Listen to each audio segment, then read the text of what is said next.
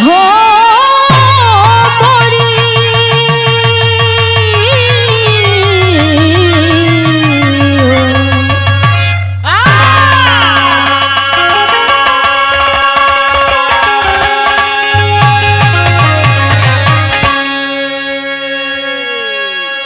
अच्छा बाबूजी, मैं लोकगीत विराग गायिका मुस्कान चंचल प्रतापगढ़ की पावन धरती से आज आप लोगों के बीच में एक ऐसा विरहा लेकर आई हूँ कि आशा नहीं पूर्ण विश्वास है विरहा आप लोग सुनेंगे तो आप लोगों के आंख से आंसू जरूर छलक जाएगा।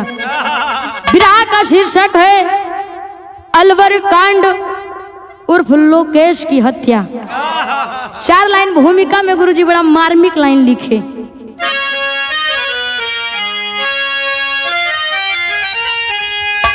शिक्षा बहुमूल्य दौलत है इंसान की, हर यह संभव को संभव बनाती है शिक्षा।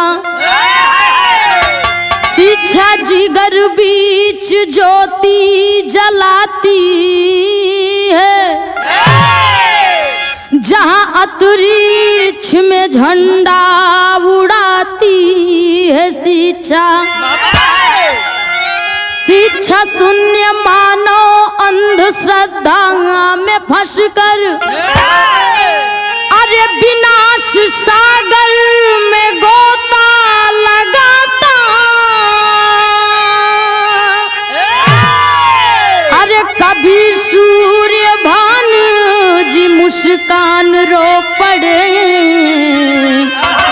तंत्र मंत्रों में बलि को चढ़ाता रहा।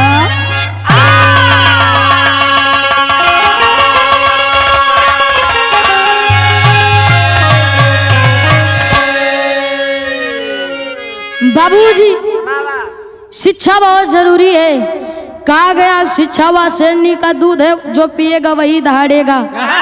नहीं तो कितना लोग अंधविश्वास में एकदम डूबा है, खाली भगवान के भरोसे सारा काम करत है।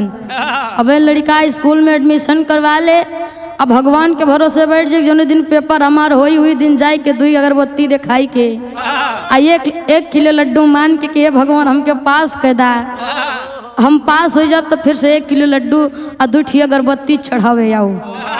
तब भगवान पास न करे तो पता लगी नंबर में 0 0 0 आई। तो इसे शिक्षा बहुत जरूरी है। विराम में हमरे गजल के भाव लगत बा।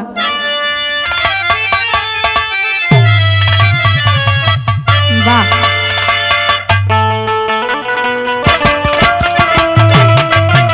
वाह भैया वाह, क्या बात है।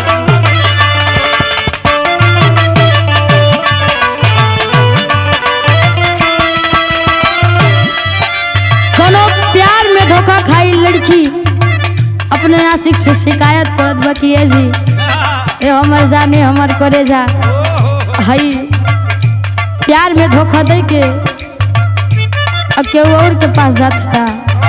ये अच्छी बात नहीं है बाबू। वो लड़की समझावत बा फोन पे, कहत बा का कहे, काहे करे लहम के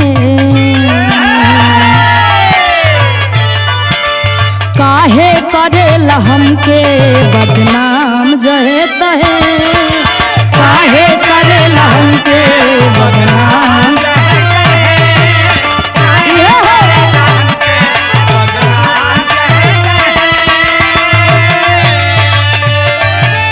काहे करे हमके बदनाम जहे तहे, बदनाम जहे तहे।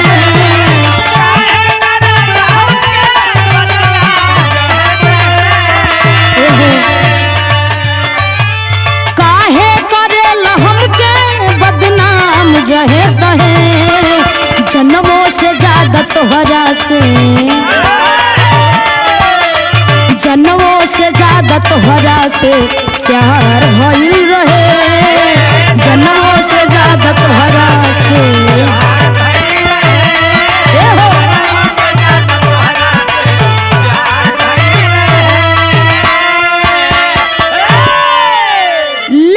यही के भाव में कवि जी बड़ा मार्मिक लाइन लिखे कि ये कलयुग में केहू के ऊपर विश्वास करे लाए नहीं हो, चाहे अपन केतनो खास आदमी रहे। ऐसा ऐसा कांड रोज होत बा कि आप लोग रोज देखत हैं टीवी पेपर तमाम तरीके के माध्यम से। इसीलिए कवि जी लिखे, क्या लिखे? अरे के करा करी भरोसा, अरे के करी भरोसा, बेईमान घरे घरे के करी भरोसा।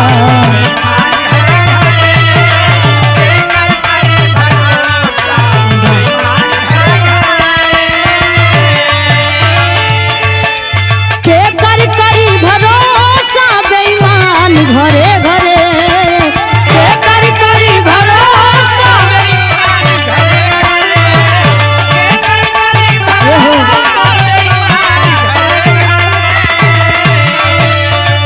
के करी भरोसा, बेईमान घरे घरे। हर घर में वे होत बा। ई कलयुग कहाँ ले जाई, का होई? यही से कवि जी लिखे के करी भरोसा, बेईमान घरे घरे बिकने लगल बजाली, बिकने लगल बजाली, इंसान तरे तरे बिकने लगल बजाली।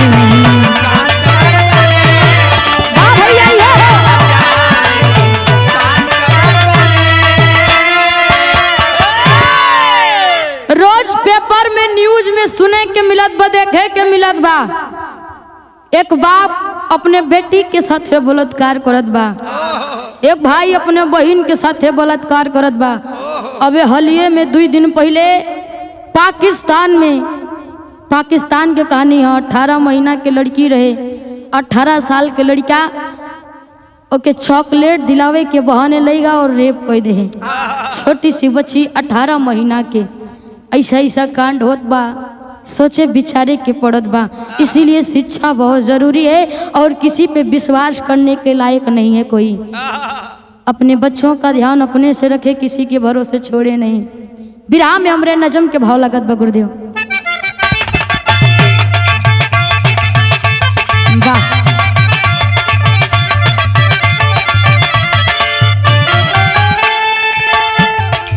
दुनिया का मालिक,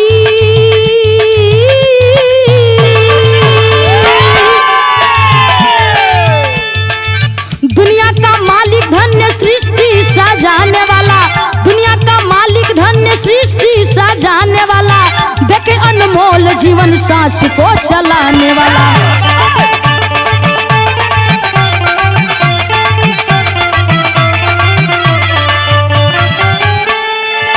पूजा इबादत उसकी भले ही जरूरी है, पर अंधश्रद्धा में ऐसी क्या मजबूरी है।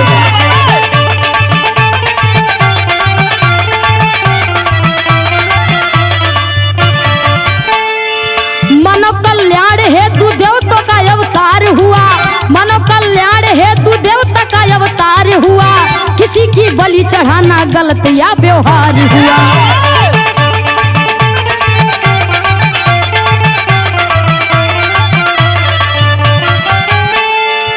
खसी मुर्गा अंडा, खसी मुर्गा अंडा ही क्यों देव मांगा करते हैं, शेर के नाम से रण छोड़ भागा करते हैं।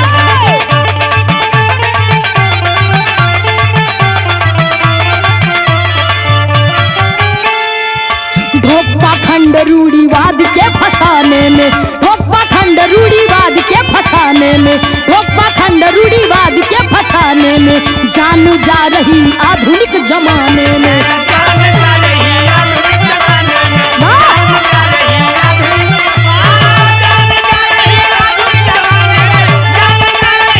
जी हाँ सर, क्या बात है।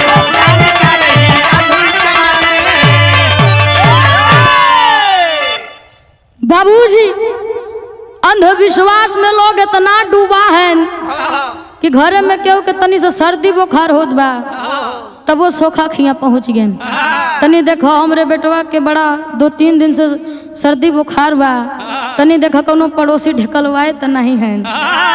हाँ तनी देखा था अब सोखा जानत बा कि सीजन ही चलत बा सर्दी बुखार वाला, लेकिन जब सरवा आए बा तो लवा 1000-2000 ऐठी ली तो 2 लवांग निकली है और 2 लवांग जब चढ़ाई के देखी है 2 दर हो चुकी है तो कही है ए भैया तारू जोन पड़ोसी वाला हो जोन पछू में घर हो ओकर उहे साथ ढकेले बा। अब तनी सजा 1 बोतल तनी शीशी ले आवा दारू और तनी सयंडा और लवांग कपूर माला इतना लेके आओ तार कम कह देव सार जितना ढकेले बदई के ओकर दोगुना कह के हम करे ऊपर भेज देव। ई अंधविश्वास हो। ये अंधविश्वास में आप लोग रहा ना सर्दी बुखार जो कम कितना सुने के मिला था। लोग ई अंधविश्वास में जान गंवा देते हैं खाली ओझाई के चक्कर में। बिरहा में एक लाइन तर्ज लागत बा, यही तर्ज से हमरे कहानी के शुरुआत हुई। कैसे भैया?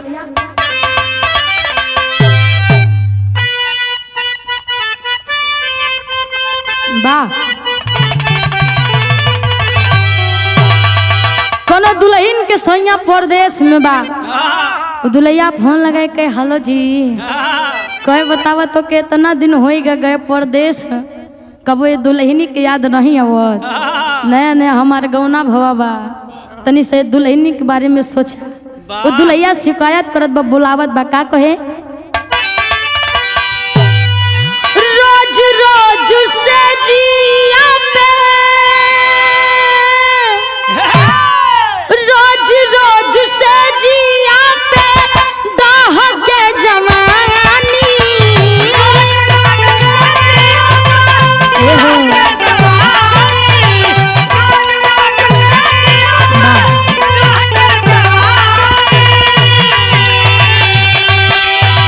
रोज रोज से जिया पे दाह के जवानी देवरा करेला मनमानी ए राजा जी देवरा करेला छेड़खानी ए राजा जी देवरा करेला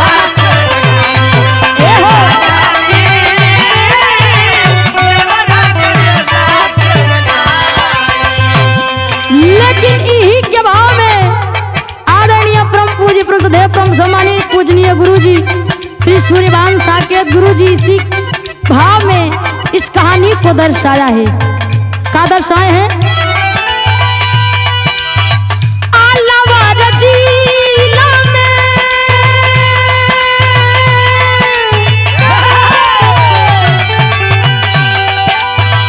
आलावार जिला में घटना तूफानी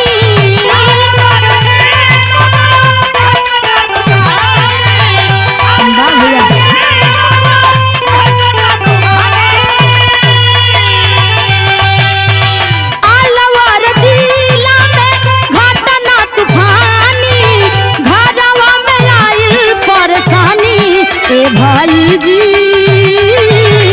भाई की है बानदानी ए भाई जी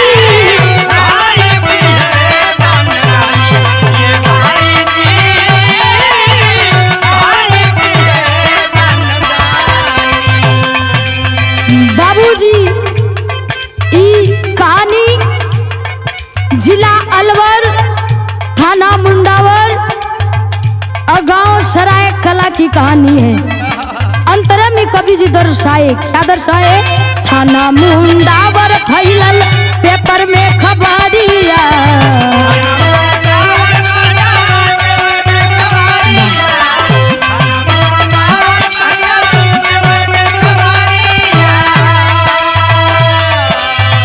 सराय का लगाऊं आखी सुनी लाज करिया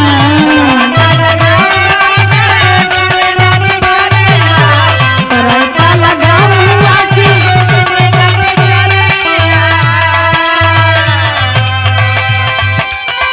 बिल्टुआ मनोज रहते संगवा में सलानी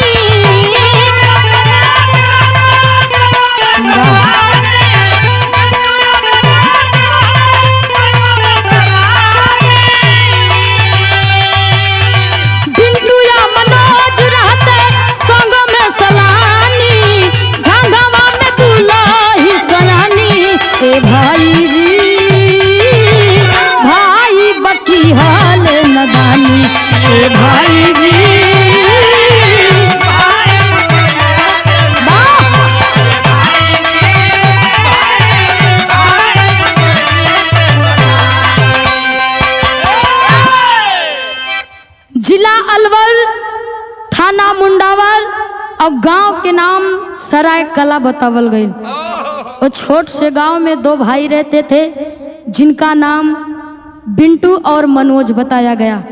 बड़े भाई का नाम बिंटू और छोटे भाई का नाम मनोज। दोनों भाइयों की शादी हुई थी और बिंटू की गोदी में एक छोटा सा बच्चा भी था। अब बच्चा के नाम बतावल गई लोकेश। हंसता खेलता परिवार था, सब कुछ बढ़िया सा चलता था। एक दिन होत का विराह में एक लाइन तर्ज लगी।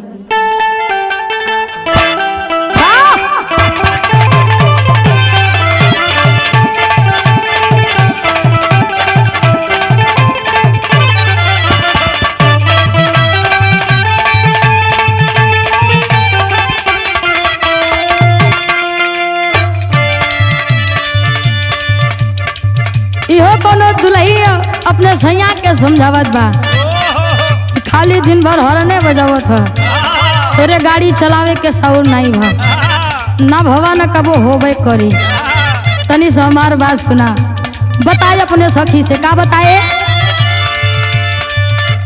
हाली का कही पियावा के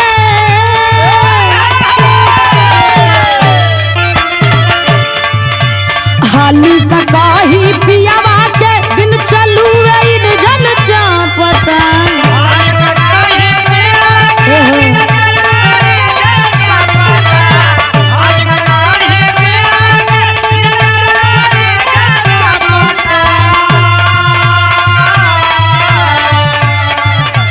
हाली का कही पियावा के बिन चलू इन जन चापता।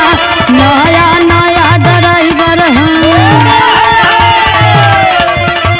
नया नया ड्राइवर हरन में धोई धोई गावता।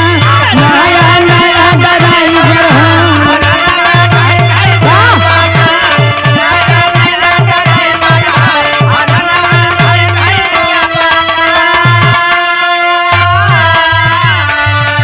लेकिन यही के भाव में इधर हंसता खेलता परिवार में सारे लोग बहुत खुश हैं, सही से परिवार चलत बा। होत का हालू बताई बिंटू जी का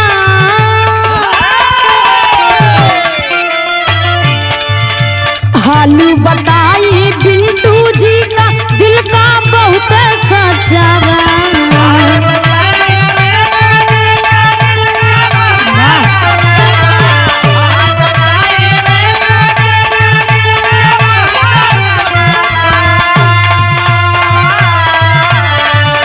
बताई बिंटू जी का दिल का बहुत सच्चा बा। 6 साल के रहे उमरिया 6 साल की रही उमरिया गोद में एक कई बच्चा बा। 6 साल की रही उमरिया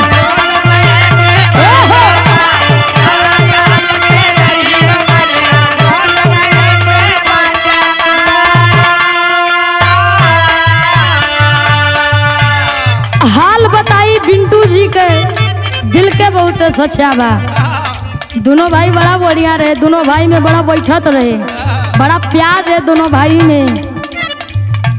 और बिंटू के गोदी में जोने लड़का के नाम लोकेश बतावागा, तो लड़का 6 साल के रहे। अंतरे के भाव में कवि जी लिखे मचले लाओ केस जाबो अपने अंगना।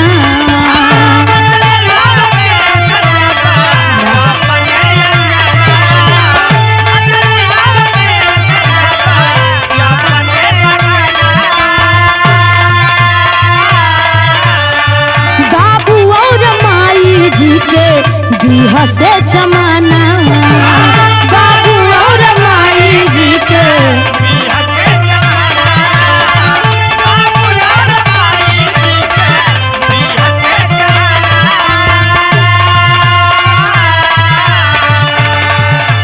नारी मनोज की भागल नहीं है, नारी मनोज की भागल नहीं है, रिश्ता नहीं अच्छा बा।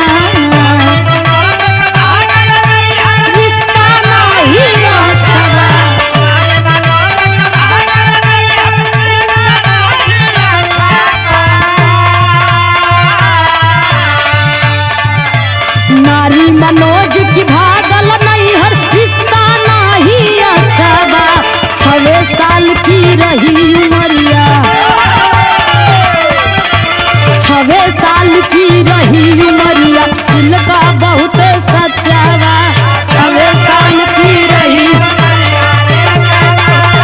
हो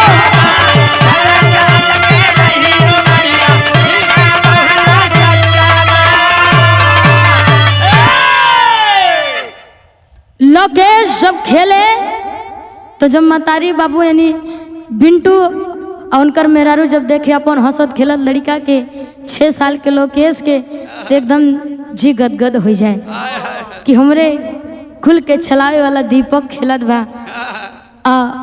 मनोज भी बड़ा मानत रहे अपने भतीजे के बड़ा प्यार दुलार देते रहे। लेकिन एक दिन मनोज के मेहरारू मनोज से रिसियाई के नैहरे चली गई। कोनो बाती से टुनुन पुनुन भ दोनों में मेहरारू नैहर चली गए। मनोज मेहरारू के बड़ा मानत रहे, मेहरारू बिना एको दिन रहे न पावे। जब मेहरारू नैहर चली गए तो एक दिन मनोज बड़ा परेशान हुई के और जात कहाँ है बिरहा में एक लाइन तर्ज लगा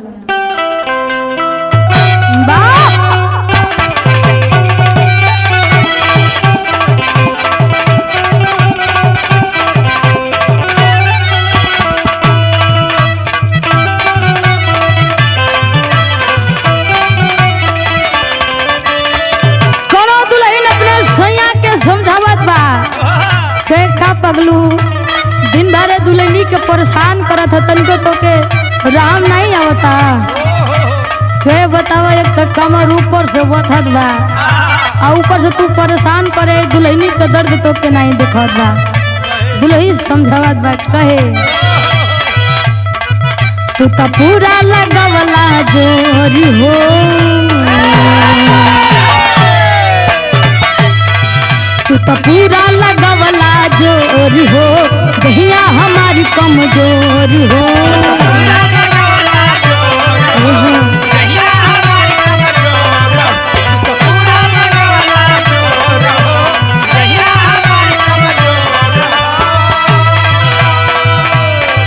तू तो पूरा लगवला जोरी हो दहिया हमारी कमजोरी हो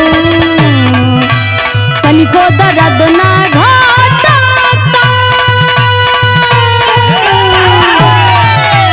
तनिको दर्द ना घाटा बथता बथता बथता कमरिया ये राजा बथता बथता बथता बथता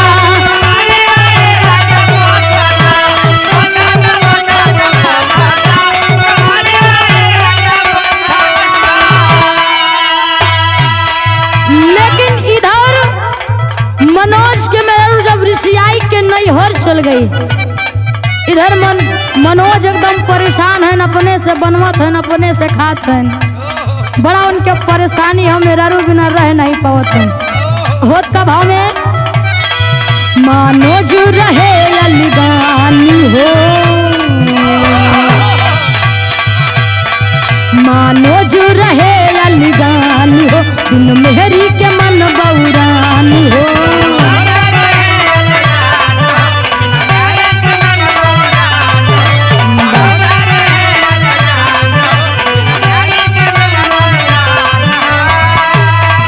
मनोज रहे अलगानी हो दिन मेहरी के मन बौरानी हो जाके ओझा से भेदवा खोला जाके ओझा से भेदवा खोला बोलाता बोलाता बोलाता सारी दिलवा के बतिया बोलाता बोलाता बोलाता बोलाता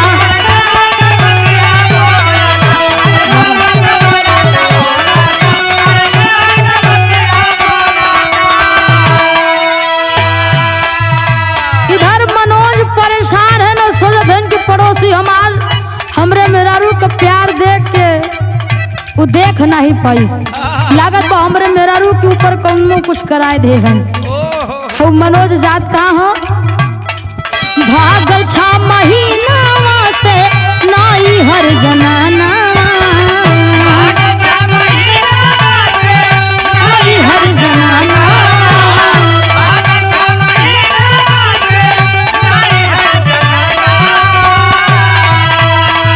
आवत ना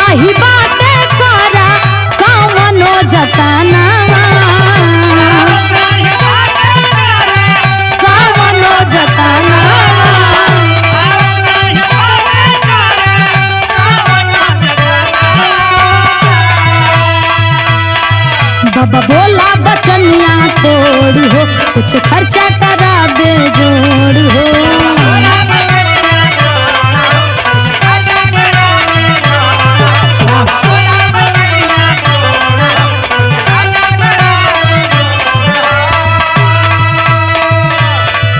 बाबा बोला बचनिया तोड़ हो, कुछ खर्चा करा दे जोड़ हो।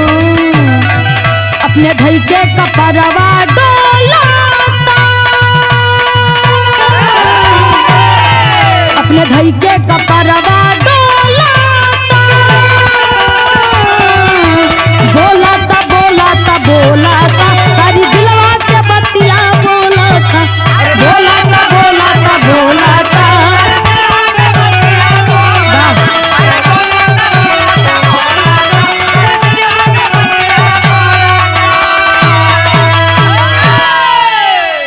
इधर मनोज जब सोखा के पास गए तो कहे बाबा देखा तनी सा हमार मेरे 6 महीना से नहीं होरे चली गए बा, आवे के नामे नहीं लेत बतनी। देखा कोनो परिवार वाला या पड़ोसी कोनो मेहरारू के ऊपर कुछ कराए तो नहीं दे हैं, तनी सा देखा बाबा। तो जब बाबा इतनी बतिया सुने दुई लवांग निकाले चढ़ाई के दुई दाएं उछ के कहे के बेटा गड़बड़ बा, कहते मेहरारू ऐसा नहीं आवत बा, कौनो एमे हाथ लगाए बा कि तार मेहरारू उबे न करे, जिंदगी भेड़ुए रह जातो। इतने में मनोज एकदम बौखलाई के कहे ऐसा कैसे, कहे अपने मेहरारू बिना रह ना पाऊ, मेहरारू हमार ना आई तो हम अपन जान दे देव। कहे बाबा कुछ करा जोन खर्चा लागी हम दे देव, लेकिन हमरे मेहरारू के ऊपर कुछ ऐसा करा हमार मेहरारू नहीं घरे से घरे चली आवे, कहे कि मेहरारू बिना हम रह ना पाऊ। तो बाबा कहे अच्छा, कहे एकर मतलब बाबा उ सोखा अपने मन में विचार करत बा, एकर मतलब विचार एकदम मेहर गुलमय बा, ऐसे बढ़िया माल ऐठा जा सकत। दुई लवांग चढ़ाई के कहे बेटा ठीक बा, हमार बात सुना, जब अपन मेहरारू घरे बोलावे चाहत है तो हमार बात सुना, बिरहा में तर्ज लगे।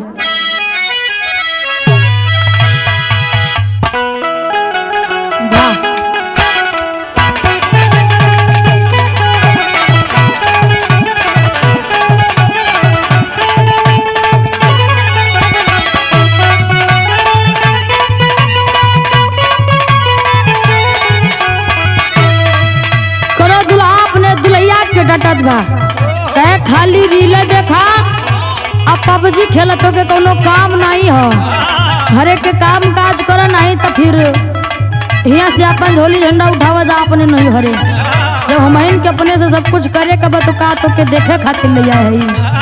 वो दुल्हा डटत बा, कैसे डटे, पबजी खेले में सब्जी जरावलू, सब्जी खेले में सब्जी जरावलू, लूडो खेले में दांव, एहो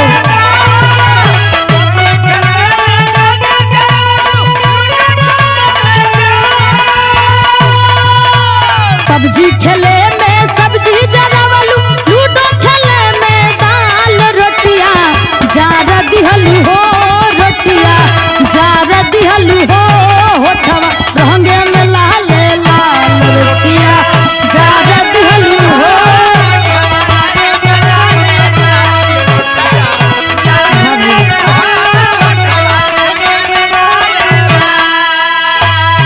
लेकिन यही के भाव में तांत्रिक सोखा सुनील मनोज से बतावत बा कि का चाहिए हमके, का बताए।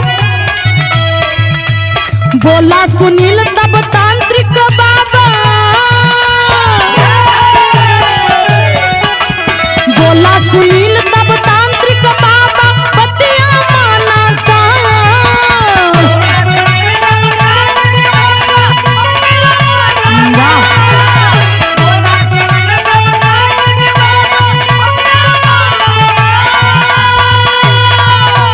बोला सुनील तब तांत्रिक बाबा, बतिया माना साच, दारू मुर्गा लावा हो, दारू मुर्गा लावा हो, ले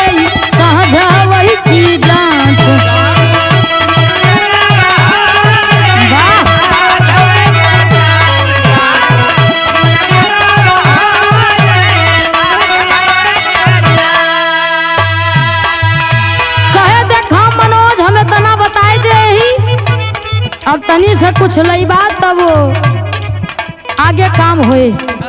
कहे पहले जा दारू और मुर्गा लेके आवा, दारू मुर्गा लेके आवा शाम की। हम जाचा आपकी ऐसा का करी कि तहार मेरा रू चली आवे। अपने ओघड़ के मनाऊ, थान पालवान के मनाऊ, हो सके तार मेरा रू चली आवे। इधर मनोज करथन का अंतरे में खाना बा, लाए मनोज दारू मुर्गा या गर्भवतिया।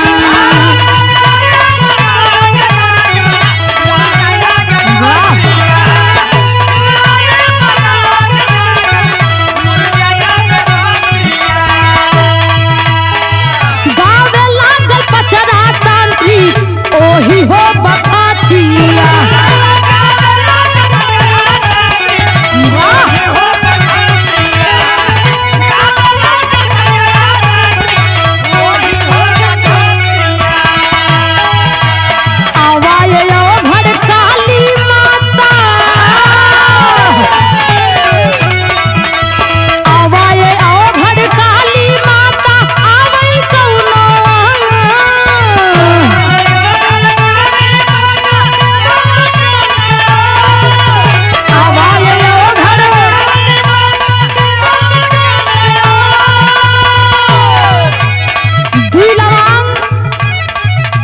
जब मुर्गा अंडा शाम की पाई गए तांत्रिक सुनील तब मनावत बप्पा चला गावत बाकी है काली माई ए थान पालवान घर बाबा तनी जल्दी से आवा एक देखा आ एकरे मेहरारू के जल्दी से लिया के आवा।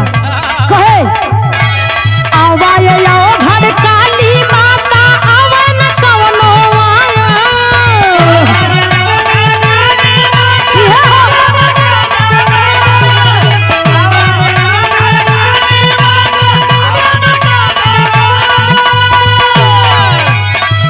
हे आओ घर काली माता आवे न कवनो आँच दारू मुर्गा लावा हो दारू मुर्गा लावा हो ले साझा बैठी जांच दारू मुर्गा लावा हो ले।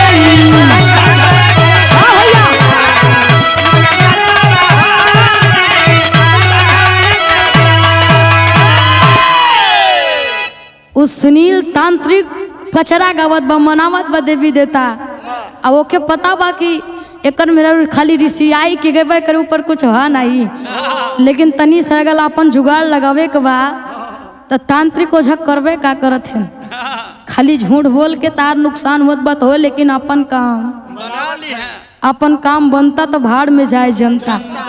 भैया बिरहा में एक लाइन इलाहाबादी ओझाई लागत बा और जोने ओझाई के स्वर्गीय लाल जी लहरी गुरु जी अपने अंदाज में गाए कैसे।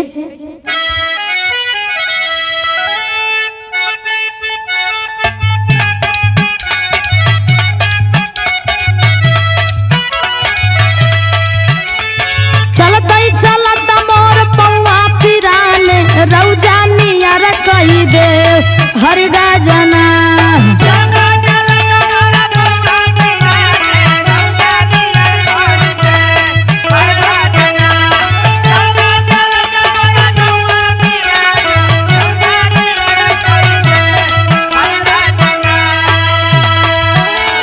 गाजी मिया के मोर नीची मोहरिया मोसे निहुर ना जाए हर गाजना।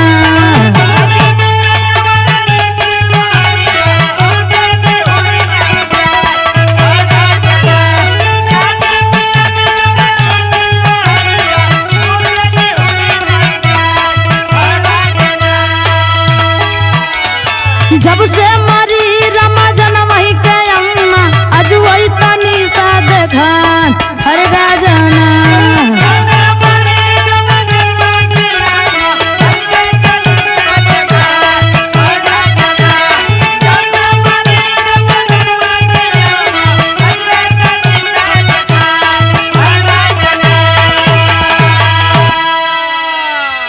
मार पछड़ा गाय के अपन देवी देवता अवघड़ सम्मनाई की जब छुट्टी पाए सुनील तो कहे मनोज में भारी रकम लगे।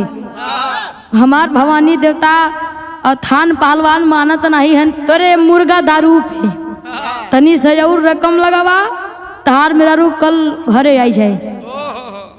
मनोज कहे देखा जोन लगी हम देव, लेकिन हमार मेरा रू हमारे घरे आवे के चाहिए। तेरी के भाव में कहना हम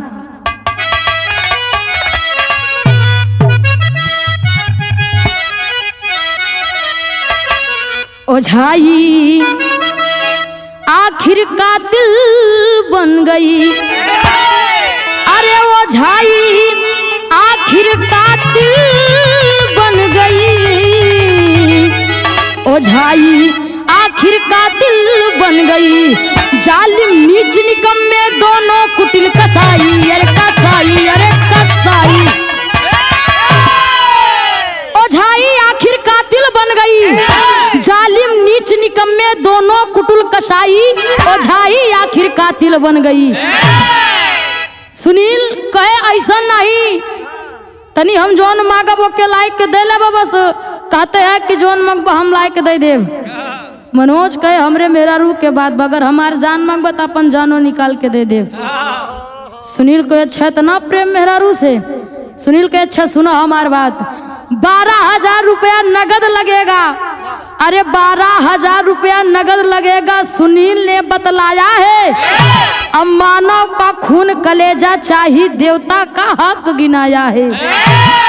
19 जुलाई शाम की बेला, अरे 19 जुलाई शाम की बेला भतीजे को फुसलाए हैं और चॉकलेट खिलाऊंगा कहकर सुन सड़क पे ले आए हैं। बाबूजी कहे 11,000 रुपया अब मानव के खून कलेजा चाहिए। अगर इतना हमके लायक के दे देबा तो फिर जान ला तार मेरा रू कल तोरे घरे तोरे पास हो जाए। अब फिर दोबारा कबो तोरे दूजने के बीच में झगड़ा होई और न तार मेरा रू तो के छोड़ के नहीं हरे जाई। मनोज कहे अगर ऐसा बात बा तो हम लाई के देव, चाहिए जहाँ से लाई के देव। बाबूजी घर पे आता है वो छोटा सा बच्चा मनोज का भतीजा जोने के नाम लोकेश बतावागा। वो 6 साल के लड़का दुआरे पे खेलत बा। मनोज जाए के कहे बेटा चलो तो के हम चॉकलेट दिवाई, तो के टॉफी दिलाई, तो के कुरकुरे बिस्किट दिलाई। चिज्जी के बहाने लोकेश के अपने भतीजे के ले जाए के सुनसान खड़हर में, बड़ा जंगल रहे, पुराना घर रहे, खटहर रहे, वही जंगल में घर में ले जाए के बेहोश की सुई लगा दिया अपने भतीजे को। और जब बेहोश की सुई लगाया तो होता क्या है विदेशिया के भाव में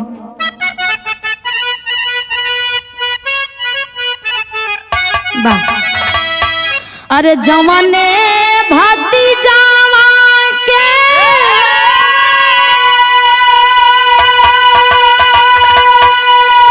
अरे लेके गोदी में खेलावत रहले।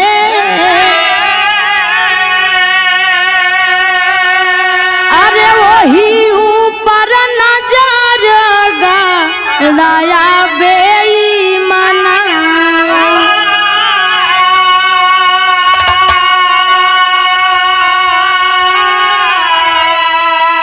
नारी के करनवा बनले चाचा नीरदैया हो।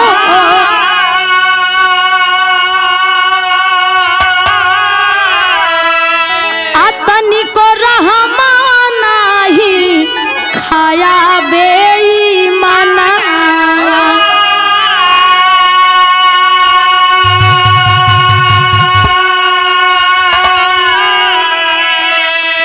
अरे पाई के लाओ के सको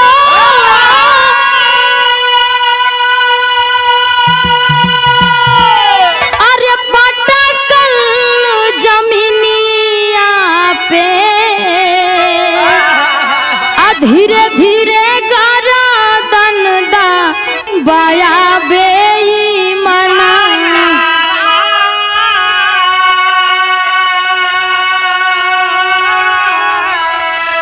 टूटी गईली ससिया बंद भैली हो अखिया। अकुल का दिया नामा बुझाया बेईमाना।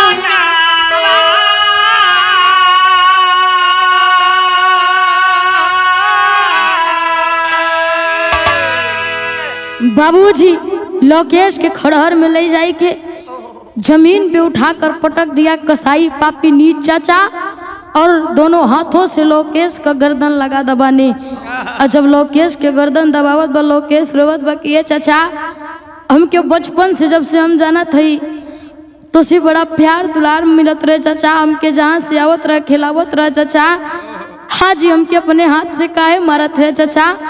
लेकिन वो पापी मेरा रूह के प्रेम में पागल और छोट से लड़का मासूम लड़का के कोनो बात नहीं सुने और दोनों हाथे से लोकेश के गर्दन दबाए दे।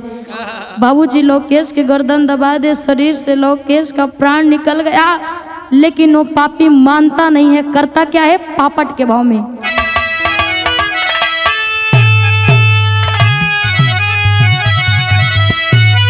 अरे लगा के इंजेक्शन खुनवा लिया निकारी रात अंधेरी में, अरे लगा के इंजेक्शन खुनवा लिया निकारी रात अंधेरी में, घरवा खो जाई बाप यौ मातारी रात अंधेरी में।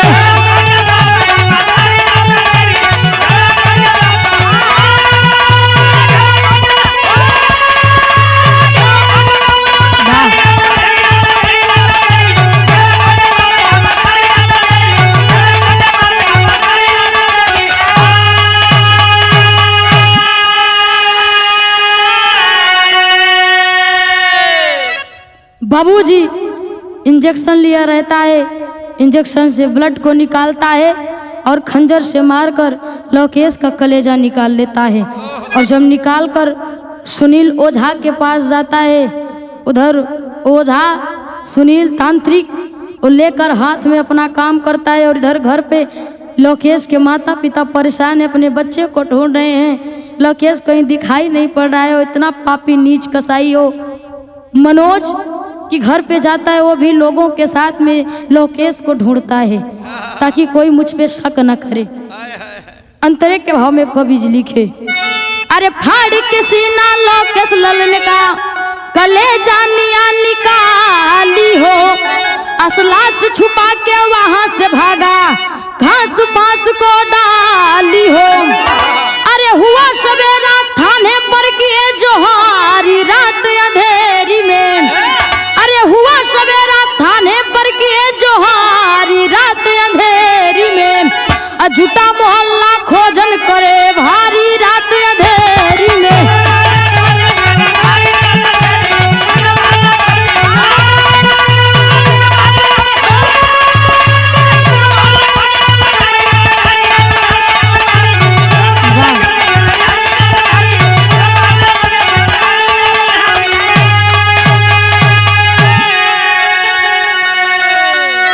पूरे गांव में हल्ला होएगा कि बिंटू के लड़का लोकेश मिलत नहीं है संजवे से। पूरे गांव के लोग मिलकर उस बच्चे को ढूंढते हैं। जब बच्चा नहीं मिलता है तो सुबह थाने पर जाकर रिपोर्ट लिखाते हैं। पुलिस दरोगा भी उस बच्चे को खोज रहे हैं। इधर साथ में मिलकर वो नीच कसाई चाचा मनोज भी उस बच्चे को ढूंढ रहा है। आल्हा के भाव में कवि जी संकेत करे, क्या करे?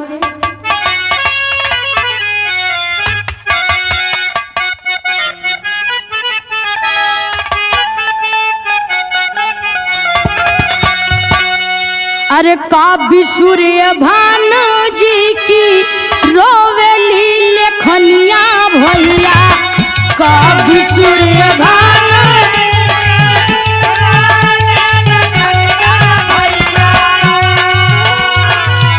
कैसन कैसन लोग गईले धरती पे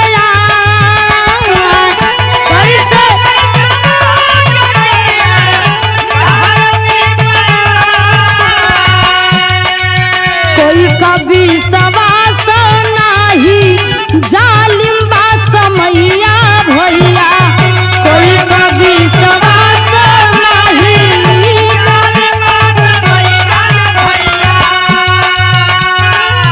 भाई का दीप दिया भाई हो बुझा,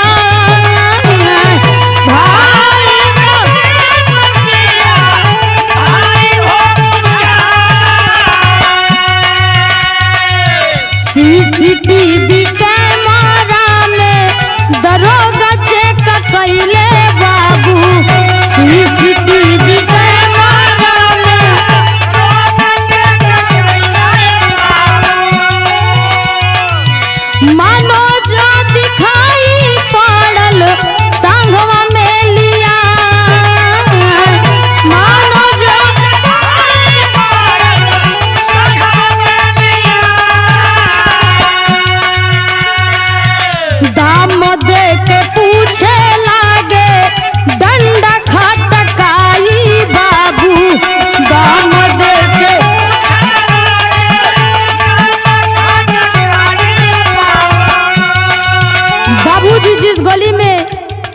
जहाँ पे मनोज और बिंटू का घर था सामने कैमरा लगा था।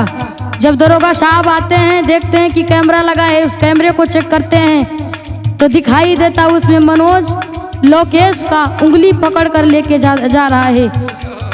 दरोगा साहब समझ गए कुछ दाल में काला है। और जब मनोज के कॉलर पकड़ के 2 थप्पड़ खींच के लगाए और सच उगलवाने लगे तो डर के मारे मनोज सारी बात उगल दिया। तांत्रिक सुनील भी आखिर में धरइले भैया, तांत्रिक सुनील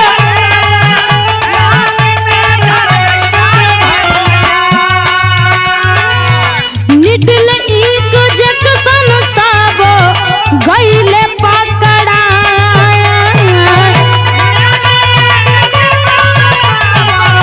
गईले पकड़ा।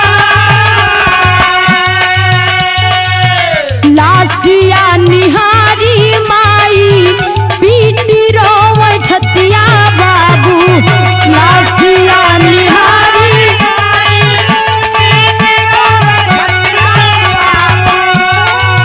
लाल की सूरतिया नाही जाला हो भुला, लाल की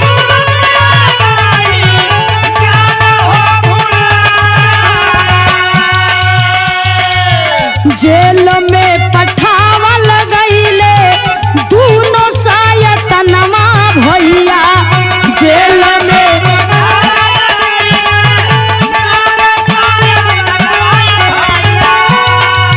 घाटना पे रहे लोग आसिया बहा,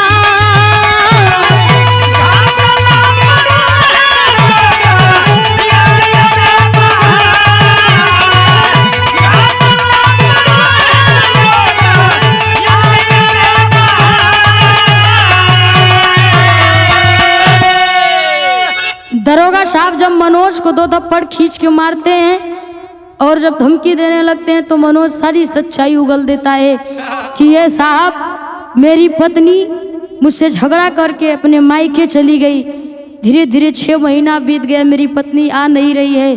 तो मैं सुनील तांत्रिक के पास गया और उससे मैं बोला कि मेरी पत्नी घर नहीं आ रही है, कुछ ऐसा कीजिए कि मेरी पत्नी घर पे आ जाए और थोड़ा देखिए कि कोई परिवार वाले कुछ किए तो नहीं हैं। तो सुनील तांत्रिक पहले हमसे मुर्गा और दारू मंगाए, और जब हम मुर्गा दारू लाई के दिन वो पता नहीं का मंत्र पढ़े, बोले कि इतने में काम ना हुई, हमके इंसान के खून और कलेजा चाहिए। 11,000 रुपया लाई के दे बाद तो तार अगले दिन तार मेरा तोरे घरे आई जाए। बाबू दरोगा साहब तांत्रिक बतिया मान के हम मेहरारू के प्रेम में पागल रहे, आई के अपने भतीजा के बहकाई के खड़हर में ले गए और इंजेक्शन लगाई के खून निकालिन और खंजर से मार के कलेजा निकालिन, हमरे भतीजा के जान चली गया। दरोगा साहब जाते हैं और सुनील तांत्रिक को भी पकड़ कर लाते हैं और दोनों को जेल में बंद करते हैं। इधर बिंटू और बिंटू के मेहरारू दोनों रोवत हैं, अपने बेटवा के लाश देख के मतारी रोवत बा कि हमरे गोदी में के संतान है वो पापी हमरे बेटवा के मार दे जान से, हम अब के करे सारे जिया। बिरहा में खड़ी में कहना बा,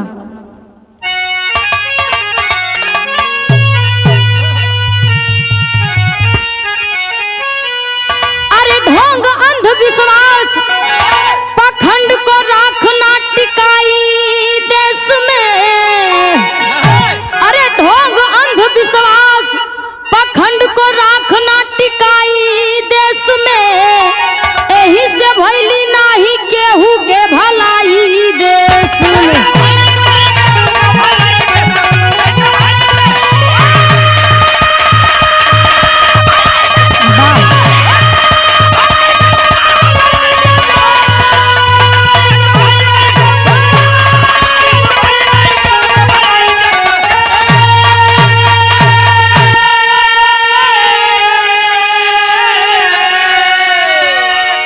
आप लोग पढ़िए, जागरूक होइए, शिक्षित बनिए और ये जो पाखंड है इसको भगाइए अपने देश से, नहीं तो रोज एक जान जाएगी इस अंधविश्वास में।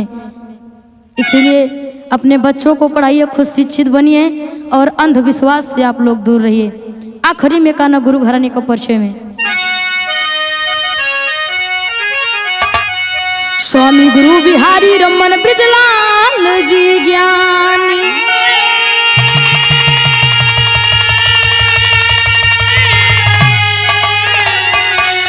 अरे कभी जय प्रसाद की कलम अरे बरसत रंग नूरानी हो।